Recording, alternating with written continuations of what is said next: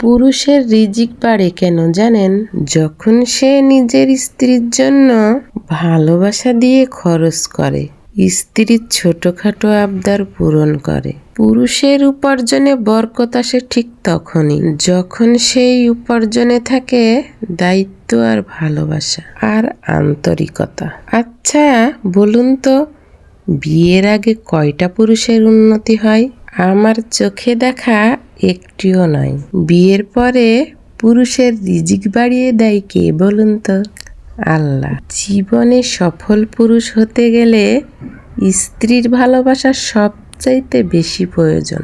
এটা পুরুষদের জন্য নির্ধারিত করে দিয়েছেন কে জানেন?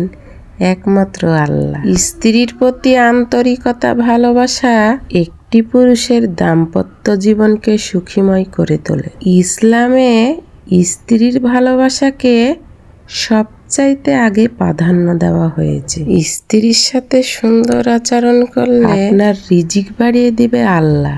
স্ত্রীকে মন খুলে ভালোবাসবেন, তার জন্য মন খুলে খরচ করবেন।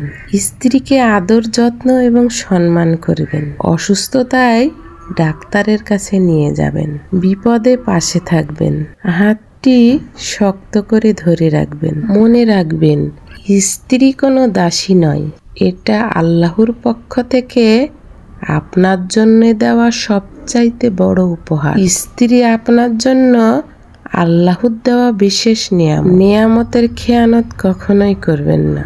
এই স্ত্রী আপনার সংসারে বরকত নিয়ে আসবে। স্বামী স্ত্রীর প্রতি ভালোবাসায় আল্লাহ আয় রোজগারে বরকত বাড়িয়ে দেয়। স্ত্রীকে মাঝে মধ্যে ঘুরতে নিয়ে যাবেন, তার মনকে বোঝার চেষ্টা করবেন। স্ত্রী কোনো ভুল করলে তাকে বুঝিয়ে বলবেন, তার ভুলটাকে শুধরিয়ে দেবেন। কখনোই তাকে কারো সামনে অপমান করে কথা বলবেন না, ছোট করবেন না। মনে রাখবেন ভাই, আপনার স্ত্রীর সম্মান মানে কিন্তু আপনারই সম্মান। তাকে সবার সঙ্গে ছোট করে কথা বললে আপনারই সম্মান চলে যাবে। দাম্পত্য জীবনে সুখে শান্তিতে থাকতে হলে দুজনকেই বুঝতে হবে। স্ত্রী ভুল করতেই পারে, তাকে বোঝাতে হবে। আপনার সংসারে রহমত এনে দিবে আল্লাহ। আমার ভিডিওটি কেমন লাগলো? ভালো লাগলে কমেন্ট করতে ভুলবেন না কিন্তু। তো আমরা বিকালে সবাই একটু ঘোরাঘুরি করতে চলে আসলাম।